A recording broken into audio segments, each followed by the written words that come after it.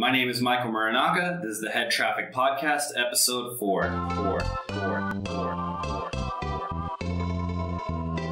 Headtraffic podcast.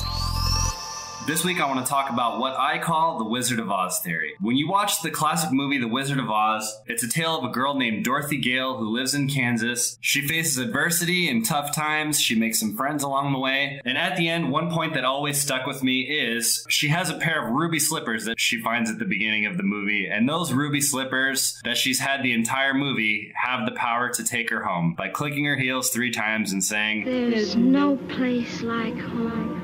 Now, what does this mean? To me, this is a very important life lesson. Sometimes you spend hours doing research on your computer trying to get better at something, but in truth, you've had the answers the whole time. The point of the Headtraffic podcast, as I mentioned in the first episode, is I'm constantly trying to improve myself. I'm constantly trying to better myself, my situation, my job situation, my life situation, everything. And I wanted to create this podcast in order to share my journey along the way, just in case it might resonate with someone. You might be able to relate to something I'm saying, and it might help you out or make you feel better on a day when you're not feeling so positive. I wasn't able to record the past couple weeks because I've been sick. Now I'm doing better. And my current life situation is this. I make a living doing freelance graphic design, and it's not always easy. The basic process is someone asks me to design something and I do it. But it's not always a project that I'm interested in. It's not necessarily something I even want to do. But in order for me to make ends meet, I have to do it. I don't have a choice. I'm always working on a number of personal projects, and I always tell myself, man, I wish I had more time to do this. I wish I had more time to do that. And a lot of my personal projects, I start off very strongly, and within days, maybe even weeks, I lose steam, and sometimes I don't end up completing them or stop working on them altogether. This is where the Wizard of Oz theory for me comes into play. I'm constantly telling myself, I'm not happy with my current situation, but what can I do to change it? Well, it's simple. It's obvious. I've had the answers the whole time. I'm currently making a living by doing something that doesn't necessarily make me happy, so what do I need to do? I need to shift my perspective, and I need to focus more on things that do make me happy. I keep coming back to a negative place where I'm focusing on how unhappy I am, but I need to focus on what does make me happy and what will keep me excited and productive. For me personally, as a creative person, I don't just draw, I don't just do graphic design. 2 of my biggest passions are art and music. Art,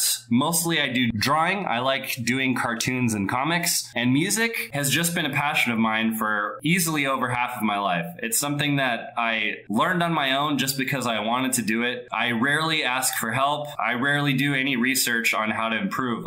It's just something that's a part of me. I've always loved music, and creating music makes me happy. Now, I don't necessarily want to do music professionally. It's just a passion and a hobby I've always had. One thing that I do want to focus on professionally that I've mentioned in the past is focus more on comics and cartoons. One issue that I always have is I come up with dozens of cartoon and comic ideas a week, and I think to myself, oh, that's funny, but I don't record it, I don't write it down, and usually when I start a project, such as a cartoon, I'll lay it out, I'll do some thumbnails and some sketches, and that's about it. I usually stop working on it. I need to figure out how I could stay motivated to do these things, and money shouldn't ever be an issue. If you love doing something and you work on it constantly, it's inevitable that your skills are going to improve, and that's where the money comes in. If you have a passion for it and you put yourself out there, other people are going to recognize this talent in you. That's what usually leads into further projects. One way that I've seen this in my life is I moved about 5 years ago, and when I moved, I became interested in fonts. I've always loved fonts, and I worked for a number of years creating logos for an online media company. When I moved, I decided I wanted to throw my hat in the ring and see how I could make my own fonts. So I downloaded a program, and I made a silly, simple, pretty messy font.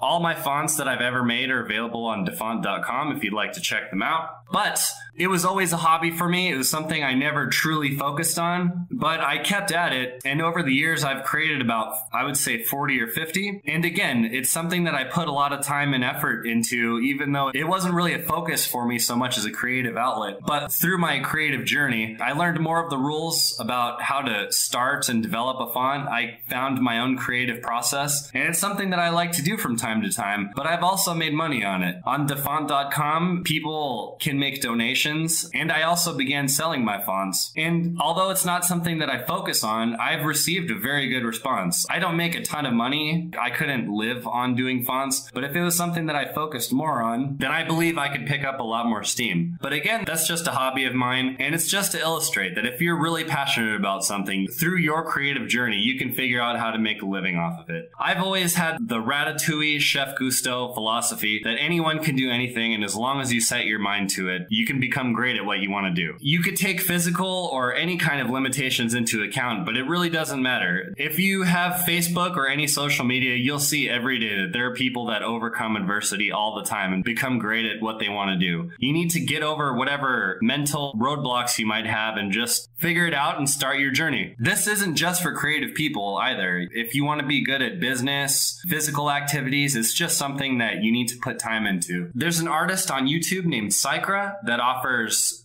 video art tutorials, mostly illustration, but he has a really great video that he calls the iterative drawing process, where he compares what he calls analytical and intuitive people. Basically, analytical people need some kind of reference point or some kind of pathway on their creative journey to become better at what they do. An analytical person might look up a video on how to draw a circle, use some kind of technical reference to come up with drawing a circle, while an intuitive person will just say, okay, a circle should look like this, and they'll just practice it. I think the big takeaway from his videos are what he calls mileage, meaning it doesn't matter if you're intuitive or analytical, all that matters is the work that you put into it. And I think that's the key to anything. The more time and effort you put into anything with or without a reference, you're inevitably going to get better at what you want to do. We're not going to have an artist spotlight this week, but next Wednesday, I'm going to interview my very good friend, video game music composer Chase Bethia. He has a lot of great things to say and a lot of insight on creativity as well as motivation. Thanks for listening to the Headtraffic podcast, and we'll see you next week.